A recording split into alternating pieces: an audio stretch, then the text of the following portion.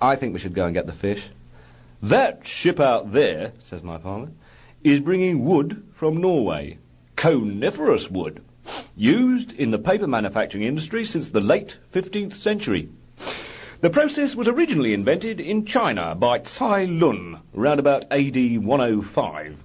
But the first paper mill in England was owned by John Tate in Hertford. The manufacture of continuous lengths, however, was... Oh, the Tates! Wasn't their youngest walking about with that Valerie Maskell? No. Yes, he was. The one that took ballet lessons for her fallen arches. No. This process was developed by the stationers Messer H&S Fordrinier. It was her, you remember. She was the one that got all the spots at Secretarial College. Quiet, Edith. The Fordriniers were assisted in this by Mr. Brian Donkin, an inventor and engineer. Donkin? Wasn't his step-uncle Stephanie a wholesale poulterer in Peatling Parva? No. Yes, he was. It was their youngest that moved downstairs next door to the chemist in Wimbledon, nearly opposite the Gantlett. Shut up. Do you realise that if you look out there on a very clear day, you can't quite see Denmark? And if you look over there, you would almost catch a glimpse of France if it weren't invisible. Oh, the sea. I think we should get the haddock. Will you shut up about that bloody haddock? Why is it that every bloody year... Language! Every year our summer holiday consists of 2 weeks in Scarborough, Filey or Bridlington, sitting in a car in the rain, bickering. Why don't we go to bloody Denmark? Language! It's the toilets. What? What toilets? Your father can't bear foreign toilets. But he's never been abroad. Your Uncle Harry was in North Africa during the war, and their toilets... Ugh. But we're talking about Denmark. Their sanitary facilities make ours look primitive. I suppose you read that in Hygiene in Denmark by Rupert Bloody Graves. We did promise haddock. Oh, all right, we'll go and get your bloody flaming bloody haddock. The trouble with you two is you don't appreciate the beauties of nature. We drive off through a moderate to heavy spume. What's that you've got over there, my father barks. It's a book, I counter. What book? Comes his brusque reply. I. Biggles by Captain W.E. Graves, I riposte. Captain, eh? That sounds better, he re-riposts, and slams the engine into third. The plane banked sharply to the left as we hurtled downwards, but the Fokker-Wulf was still on our tail. Ah! Zing! Went the twin-cowl-mounted Mittelschmerz 25mm cannons. Peng! It went in German, as one of the shells bit into the sleek wooden fuselage. Peng! Cogitated Biggles. That's German for bang. We've been hit, volunteered Ginger grimly.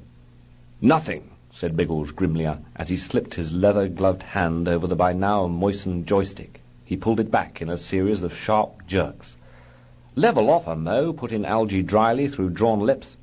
He stepped purposely into the body of the aircraft, past the by now shapely nude lady navigator, and back into the rear of the plane. The door of the gents-only sauna hung precariously from one hinge. He slammed it shut with a haunting squawk and fought his way past the 2 naked waifs wrestling in perfumed sump oil.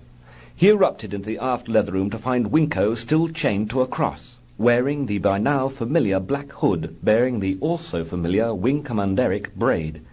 "Have your way with me, you hunk of manhood," he hinted coyly. "What ho, old sport?" hazarded Algy gingerly. "I say, old man, the group's a bit dashed worried. Thinks you might have some kind of, well, you know, problem, you old bison." He fingered his cigarette nervously.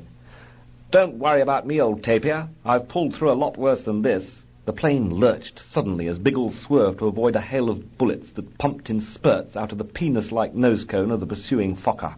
Algy rushed forward. "Everything okay, Skipper?" he admitted. "We haven't made it yet," inserted Biggles as he gritted his thighs and plunged his machine into a savage spin. As they plunged downwards, the mighty engines throbbed, and the well-lubricated pistons thrust themselves back and forth in their vice-like sheaths. "You look a bit green around the gills, old Eland," observed Biggles smoothly. "Never felt better," puked Algy. "Sorry about the mess," he opined. "Why can't you just say things?" snorted Biggles. "Tell you what, old man, having a bit of trouble with this one. Could you just pop your hand down my May West?" "If it's an order, old Guillemot." "It is," grinned Biggles. "Right-ho, here it comes." Algy plunged a questing, sensitive hand into the group captain's flying jacket. The plane soared upwards. "Don't stop now, I'm nearly there. So am I." "Ooh! Ah! Ah!" ejaculated Biggles and Algy together. They were through. The white silence of a cloud surrounded them. "What about me?" rasped Ginger. "Fuck off a sec." "Oh!" oohed Biggles and Algy. Then suddenly they were through it. Peace, calm, ecstasy. They floated as one in a post-what can't be described in a children's book sort of feeling. Ginger had missed out again, but he was used to this, and easing himself back into his cold leather chair, mused, "To heck with a lot of them. I'll just jolly well sit down here and improve the bally old mind a little, don't you know." Languidly, he cold-chiselled his way through the padlock on his air survival reading kit and snapped the seal of the 2.5mm file containing the tincture of cricket pavilion. He clicked it neatly into the glue-sniffing socket on his oxygen mask and ran his rapidly glazing eyes over the emergency in-flight reading list. The complete works of Captain W.E. Johns. How to Speak English in Other Languages. The Interpretation of Dreams by Sigmund Freud. That's dashed odd, he thought. Hun Yid Lit. Must have a gander. Cautiously, he opened the volume and gasped as he read inside the cover. Happy bar mitzvah Algernon, old ocelot. Keep off the pork. Love, Aunt Rachel already. What? So that's why Algy always wore his swimming togs in the showers, the flipping bounder. As the subtle aroma of grass clippings, blancoed canvas, and linseed oil swathed his olfactory organs, he flicked through the pages with curiosity. The theories of dreaming and its function. Flick, flick, he went. Symbols in dreams. No. Sexual symbols in dreams. No. Sexual symbols in dreams? Maybe. Then thwack. It was as if he had been struck nose before wicket by a cricket box hurled at full stench. Navigational dreams. Spot on! Chocks away, he enthused, and read hungrily on.